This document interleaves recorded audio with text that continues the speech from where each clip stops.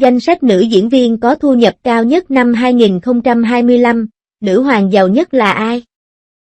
Danh sách những nữ diễn viên có thu nhập cao nhất trong ngành giải trí trong nước năm 2025 đã khiến toàn bộ kênh truyền hình phải bùng nổ. Từ màn phản công của Trương Tử Phong với tư cách là chị cả xương máu cho đến huyền thoại phòng vé 5,2 tỷ đô la của Giả Linh, đằng sau danh sách này là cuộc chiến đẫm máu về kỹ năng diễn xuất, lượng truy cập và vốn. Thư Kỳ, ở tuổi 50, vẫn đảm nhận vai anh chàng cứng rắn với Tiên Nữ, và Trương Tiểu Phi đã vươn lên từ vị trí thứ hai trong làng hài kịch thành nữ hoàng phòng vé. Trong cuộc chiến giành nữ hoàng còn hấp dẫn hơn cả phim võ thuật cung đình này, ai là ngôi sao thực sự trong trái tim bạn? Đừng vội xem thông báo. Mùa hè năm 2025. Có ai chưa từng bị ngập trong chủ đề ai là nữ diễn viên có năng lực nhất chat moment, TikTok, Xiaogung. Thậm chí cả các cô đang uống trà sáng cũng hào hứng vỗ tay xuống bàn để thảo luận, giống như việc giật bao lì xì trong dịp Tết Nguyên Đán. Các tài khoản giải trí đã nhanh chóng đăng tải danh sách. Nhưng trang tự quảng cáo Gian Watching Movie của Giang Tây lại tung ra một quả bom tấn, công khai chỉ trích sức mạnh kiếm tiền của các nữ diễn viên. Đồng thời liệt kê và khen ngợi từng người một từ vị trí thứ 10 lên đầu danh sách. Nhưng liệu nữ diễn viên này có thực sự có thể tạo dựng được tên tuổi cho mình với tư cách là một nữ chính không? Đằng sau nữ hoàng phòng vé, những lời đàm tiếu đẫm máu, những khiếm khuyết trong diễn xuất và sức hấp dẫn của khán giả, ai không đẫm máu? Đừng nghĩ rằng đây chỉ là một bảng kiểm kê. Thực ra có rất nhiều cuộc chiến đang diễn ra. Ai có thể tiếp tục nằm trong danh sách? Còn ai khác đang? Hôm nay chúng ta hãy cùng xem xét những điều đằng sau phòng vé, không có ngày nào là yên bình trong ngành giải trí. Khi danh sách được công bố, mọi người đều xôn xao. Nếu như các diễn viên nam luôn cảm thấy nhàm chán với danh xưng vua doanh thu và thánh phòng vé, thì khi nhắc đến các diễn viên nữ, khán giả lại lập tức xuýt xoa.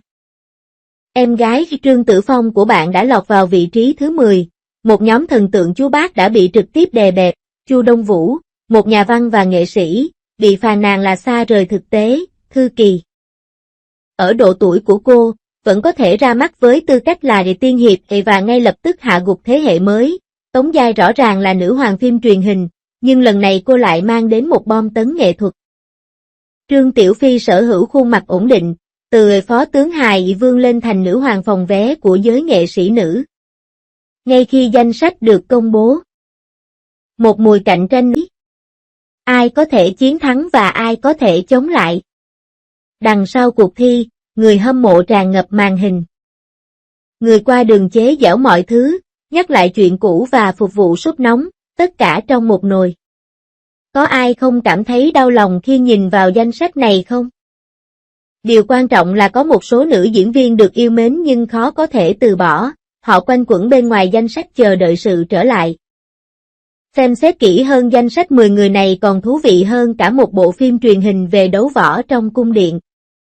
Trước tiên chúng ta hãy nói về Trương Tử Phong. Mối tình đầu của cả nước đã trở thành chị đại trong phim truyền hình chỉ sau một đêm. Doanh thu phòng vé của Amy Sister bùng nổ và khán giả vô cùng kinh ngạc. Cô ấy không phải là vai phụ, mà là người gặt hái thành công vang dội. Bạn bè xung quanh cô thẳng thắn nói nhưng cuối cùng lại trở thành về Phan Tử Phong. Chủ đề bàn tán không ngừng gia tăng. Phim nghệ thuật của Chu Đông Vũ không được công chúng đón nhận. Burning Winter và Paddock Killing bị chế giễu vì doanh thu phòng vé kém. Nhưng chúng đã giành được giải thưởng và danh tiếng tốt. Một số người lên tiếng ủng hộ cô rằng không phải là bất công khi bộ phim được giới phê bình đánh giá cao nhưng lại không thành công về mặt thương mại. Nhưng thị trường không hợp lý và khán giả vẫn bỏ phiếu cùng với doanh thu phòng vé. Thư Kỳ thậm chí còn cứng rắn hơn cả nhân vật tiên nữ. Bà đã gần 50 tuổi nhưng vẫn liên tục nhận được lời mời đóng phim. Cô đã diễn xuất rất dũng cảm trong Imogen, Yellowstone và If You Are The One. Sự chuyên nghiệp của cô đã trở thành tấm gương trong ngành. Tống Giai đột phim truyền hình thực sự đã tạo dựng được con đường cho mình trong ngành điện ảnh. Trong những điều tốt đẹp. Cô sở hữu chiều cao hơn 2m và được cư dân mạng gọi là người phụ nữ phung phí mới của ngành điện ảnh. Liệu Trương Tiểu Phi có dựa vào Gia Linh để sinh tồn không? Sự phản công độc hại của đối phương vừa hỗ trợ cho yếu tố hài hước vừa tạo nên sự hồi hộp. Đi xa hơn nữa là Chương Tử Di, Cũng Lợi, Triệu Lệ Dĩnh, Mã Lệ và Giả Linh. Tất cả họ đều là những nhân vật có diễn xuất mạnh mẽ hơn người kia. Trong khi khán giả hét lên nữ giới trỗi dậy, họ cũng thêm vào suy nghĩ của riêng mình. Tại sao nữ thần của tôi lại không có trong danh sách? Bảng xếp hạng phòng vé đã trở thành nơi dự đoán cảm xúc của cả quốc gia, tranh cãi, tiếng cười và nhiều thứ khác ngoài một bát hạt dưa. Nhưng bất chấp sự hối hả và nhộn nhịp, một số diễn viên bị chất vấn về kỹ năng diễn xuất kém và doanh thu phòng vé hoàn toàn phụ thuộc vào cặp đôi chính phú, một số bị cho là dựa vào sự cường điệu của nhóm, và thậm chí tệ hơn. Một số người hét lên lý thuyết về giới hạn nơi làm việc như nữ diễn viên không thể so sánh với nam diễn viên. Trương Tiểu Phi thay đổi phong cách diễn xuất, trên mạng nổi lên làn sóng chế giễu. Nói rằng cô có ngoại hình tầm thường, không phù hợp để đóng vai chính, Thư Kỳ đã già rồi, đằng sau lời nịnh nọt của bà là lời lạnh lùng nói rằng bà sắp nghỉ hưu. Mọi kiệt tác của Triệu Lệ Dĩnh đều do giao thông gây ra, cô bị chế giễu vì diễn xuất hạn hẹp. Có nhiều ý kiến phản đối.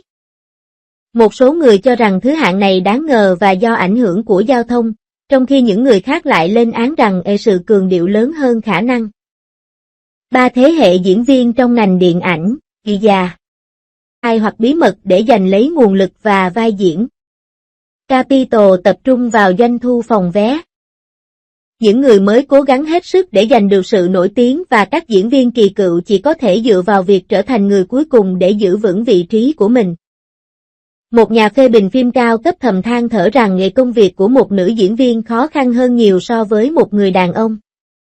Sau khi danh sách được công bố, mọi thứ có vẻ bình lặng trên bề mặt. Nhưng thực tế, mọi người đều đang đấu tranh lẫn nhau. Các nhóm người hâm mộ đấu đá lẫn nhau, dư luận có nhiều ý kiến khác nhau, ai cũng muốn giúp người của mình giành được ngôi vị cao nhất. Tình bạn đích thực ở đâu trong ngành giải trí? Chỉ có sự cạnh tranh giữa dữ liệu, lưu lượng truy cập và doanh thu phòng vé. Nhưng đúng lúc mọi người nghĩ rằng thế giới vốn dĩ như vậy thì danh sách này lại ẩn chứa một điềm báo tàn khốc. Bạn chọn của người hâm mộ trên bảng xếp hạng và những gương mặt quen thuộc không? Câu chuyện trở lại đằng sau danh sách này thực sự ấn tượng. Hãy xem Di Lan, một câu chuyện điển hình về sự phản công của nữ anh hùng. Cô bị chế giễu là béo và bị mắng là vô tính, nhưng cuối cùng cô lại đạt doanh thu phòng vé là 5,2 tỷ nhân dân tệ. Hello! Ly Hoa Niên đã trở thành hiện tượng chỉ sau một đêm, và vào năm 2024, cô đã tạo nên huyền thoại phòng vé với doanh thu 3,5 tỷ nhân dân tệ với Khi Hot. Cô không phải là một diễn viên. Cô rõ ràng là đạo diễn tâm hồn của bậc thầy nội dung, và cô xứng đáng với danh hiệu nữ hoàng phòng vé. Mã Lệ đã làm việc chăm chỉ suốt chặng đường. Cô không có nhà tài trợ hay xuất thân. Và cô hoàn toàn dựa vào kỹ năng diễn xuất của mình để duy trì huyền thoại chính phú.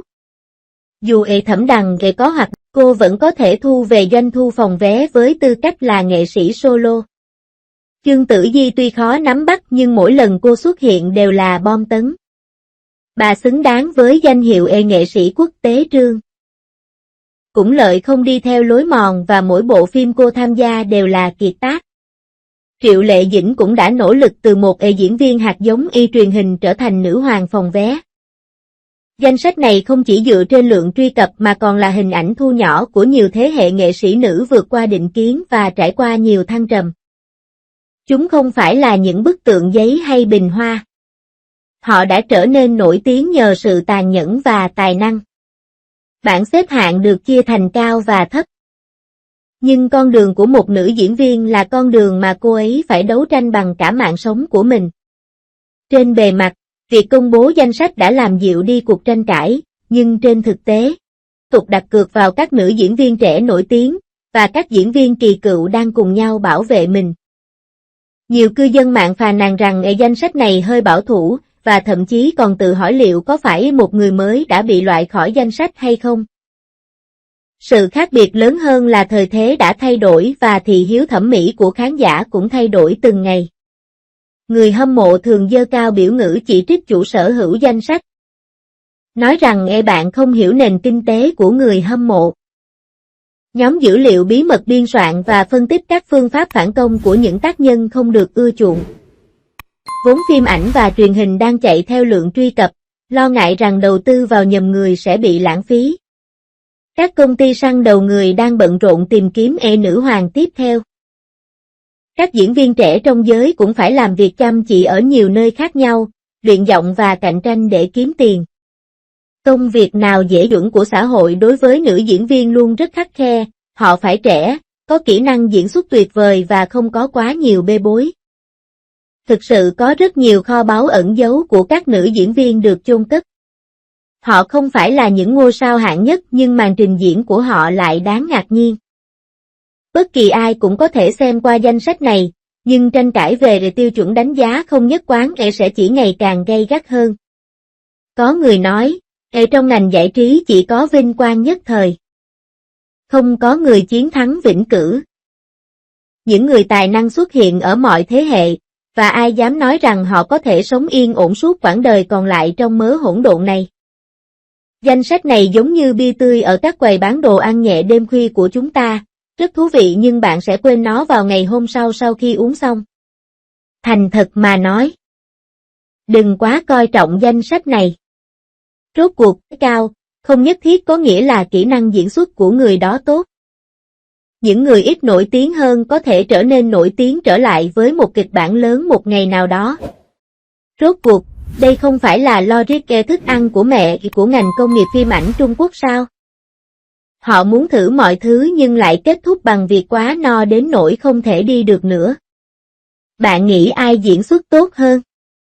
Người hâm mộ cô nói rằng bạn không hiểu được vẻ đẹp và khả năng của chị gái chúng tôi, khi bạn phàn nàn rằng số tiền quá nhiều.